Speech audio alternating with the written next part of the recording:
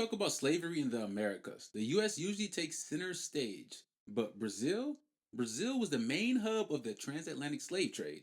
Out of the 12.5 million Africans forcibly shipped across the Atlantic, nearly 5 million were sent to Brazil, 10 times more than the US. Why so many? One word for this: sugar. In the 1500s through the 1800s, sugar was global gold. Brazil was the biggest producer and it needed constant, brutal labor to keep plantations running. Enslaved Africans were not expected to live long. Life expectancy was around 7 years on a sugar plantation. When workers died, they were replaced, not mourned, not honored. And I don't mean 7 years old, but 7 years after you start working there. And Brazil didn't even abolish slavery until 1888, the last country in the Western Hemisphere to do so. That means slavery lasted for over 350 years in Brazil. And when freedom came, it came with nothing.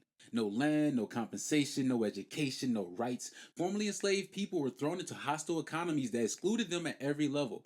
Unlike the US, there was no Reconstruction era, just poverty, policing, and policies that doubled down on inequality.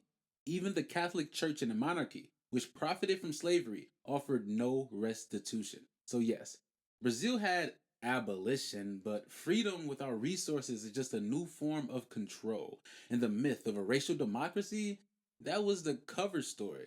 The truth was that Brazil was already planning its next move, making black people disappear, at least on paper.